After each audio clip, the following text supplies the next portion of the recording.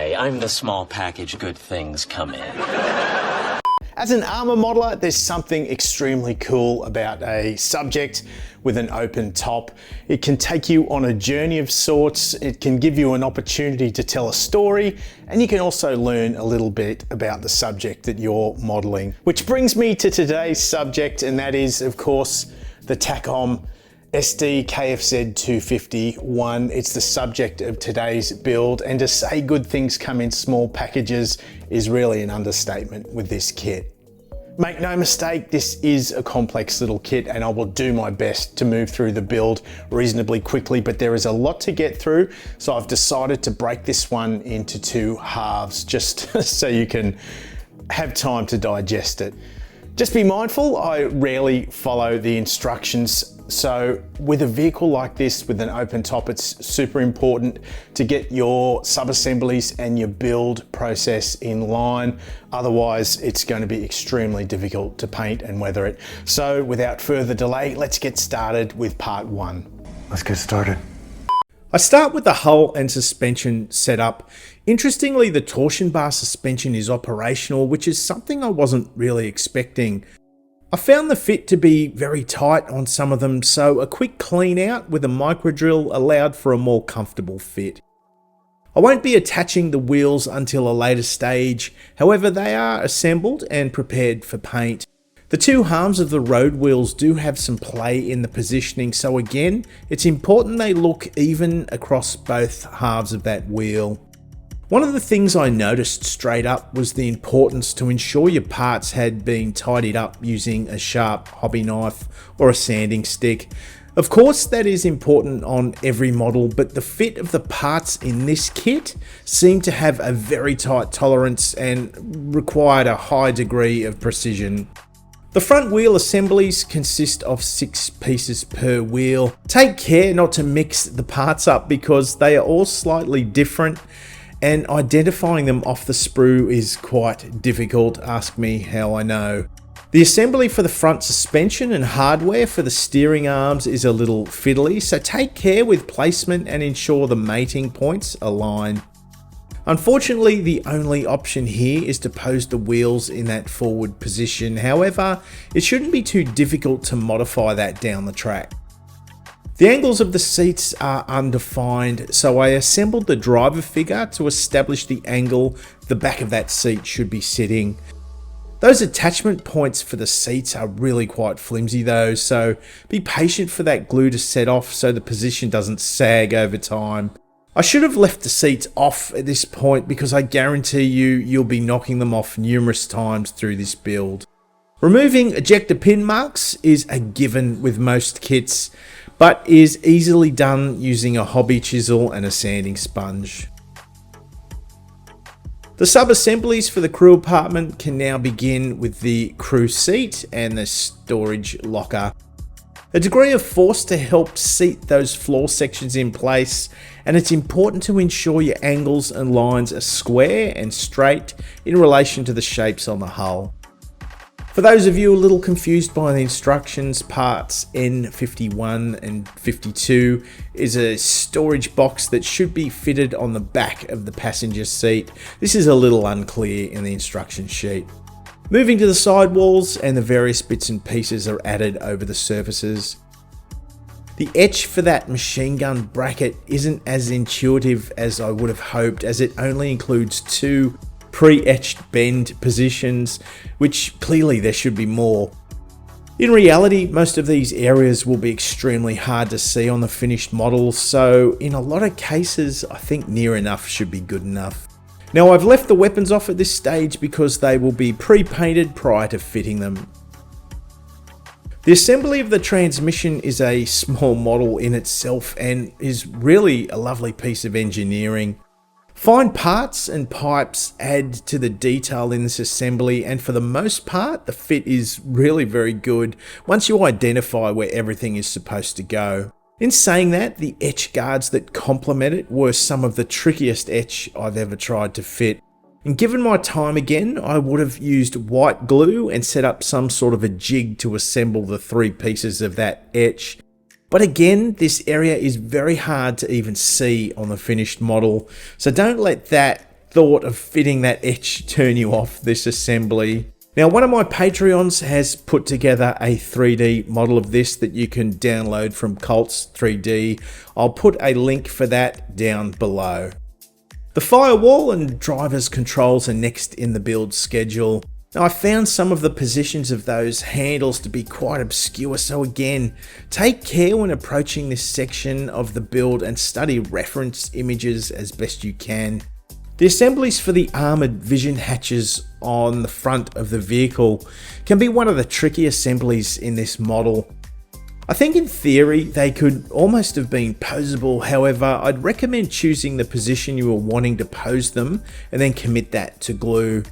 Now, I found the easiest way to assemble them was to fit part N33 to F8, and while the glue was setting off, you can lift one of the bottom corners and angle N10 in place and tuck that through the cavity. Now, I know that's all a little bit confusing if you don't have this kit for yourself, but trust me, it will save you a lot of frustration. The armoured hatch cover can then be angled in place on the bracket through the face. Now, take note of the way that should be sitting from the image that you see on the screen. The armoured glass can then be glued in place. It is a clumsy assembly and I was second guessing the placement of the part, but you can clearly see it in reference images online. The etch mesh needs a little sanding to sit within the moulded recess, but once in place, it looks fantastic. The clear pieces around the interior represent armoured glass blocks from what I understand, and those elements were first painted in a thinned mix of clear green to represent the green tint armoured glass can throw. Once dry, latex mask was used to mask out the green of the glass that I'd just sprayed. In hindsight, I think small slithers of masking tape may have been a bit more successful for this job. I'd been trialling a new black primer from VMS and proceeded to paint the various sub-assemblies. Attaching them to an old piece of foam with a double-sided tape makes that process far more manageable and ensures nothing gets missed. I'm only painting the inside sections of the cabin as the exterior will be treated as its own project. Panzer Grey is a really deep grey, but as you've probably figured out by now, I like to paint my colours a lot lighter than expected as it helps combat the scale effect, plus weathering will tend to present them darker as well. So by that way of thinking, I get my Panzer Grey colour by mixing dark grey with white grey. It's mixed in about a 3:1 ratio of dark grey to that white grey and is thinned to around 65% thinner to paint. Starting with the wheels, I focus on the wheel hubs rather than the full coverage. That black base will influence the colour, so by spraying it in that mottled fashion you'd be used to seeing me do will help add variation and break the look up in that colour. When I'm confident with the flow and look of the paint, I can move my way through the cabin. I use a combination of zenithal shading as well as some spot shading, focusing the highlights to the centres of the panels and horizontal surfaces. Now, I'm not too disciplined with it, but I try to think about how the light may fall over the shape and create a lightened gradient over that fall. This is exaggerated even further by adding more of that white grey to the mix and working over the same areas, only this time on a smaller surface area. Painting detail around the cabin is always best done using water-thinned acrylic paints. The instructions don't give you specific colour call-outs, but an almost monotone rendering, but given the majority of the palette is dark grey, I look to paint some of the details in period-appropriate colours like field grey and leather brown for instance, just to add some variation, even if it's not entirely accurate for the time period. The instrument cluster is brought to life with a few decals, then once set in place it receives a touch of still water effect over them. This dries to a high gloss and it has a high degree of volume to it that should make it look like a glass face on the dial. I can then remove the latex masks that I'd applied earlier from the armour blocks around the interior. The leather for the seats in reality was a really deep dark leather colour, almost black. So the seats were first painted black, but then I added some red brown tone selectively over it just to bring a little bit of life and differentiate that part from the dark greys in the interior.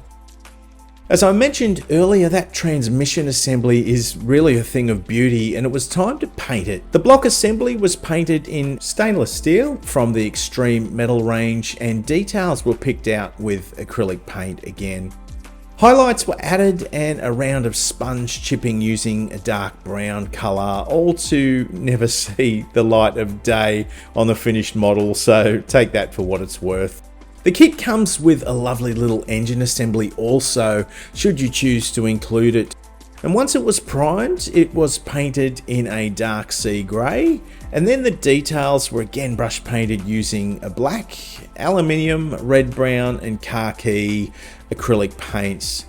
I've seen so many colour interpretations with these engines, so I think as long as it looks like an engine, you are safe to go for it. Sponge chipping with the aluminium colour helps add some wear and tear to the look. Then to further enhance the look, dried pigment is applied over the part and white spirit allowed to migrate over the assembly. Once dry, engine grime enamel paint is used as a selective wash, and then even darker areas are helped lift with the Tamiya black panel liner. The wash will not only lift the detail, but it will work as a binder for that pigment. It's amazing how a couple of simple techniques can create something quite complex looking. I'd suggest you give it a try because I think you'll be amazed at how easy it is. Time to bring these sub-assemblies together, and the transmission is connected to the Firewall and is sat in place in the hull. I found approaching it like this was the best course of action with how crowded that space was. Now the positioning and fit of these parts is extremely tight and required a degree of force for it to find its place. The various delicate sub-assemblies made this really tricky, so take care when applying that pressure. The engine could then be squeezed in place as well, with that fit again being extremely tight, but it was really precise. Detail in the engine bay could then be included now, and it's worth mentioning I gave that exhaust pipe a coating of red-brown and then used the sponging technique with flesh tones, believe it or not, to create the look of a heat-affected exhaust. So I think that's a good place to cut this one and give us a chance to catch our breath. Underestimating the time and effort that goes into a model like this has caught out many a modeler in the past, and I'm sure it will again in the future. But taking your time and treating every one of those sub-assemblies in a model to itself will help hold you in good stead to set you up for success with a little kit like this. Next step, I will continue the build and I will get you to the priming stage, and then we will get some of the magic happening on the exterior of this vehicle. But there is still a long way to go with the interior of this model, but the techniques I'll show you are not just for a half-track, a German half-track. You can use them with just about any genre of modeling. And a big shout out to my Patreons, my killer kangaroos. That tier is currently building this model with me over on that community page. There is plenty of additional content around it as well. So if you're interested, that might be something, or a place at least, where you can go and get a bit more information on this build. And of course, you know guys, this is the greatest hobby in the world. Share it with your family and share it with your friends, and let's be proud of what we do. Until next time, I will see you soon. There are no small parts, only small packages.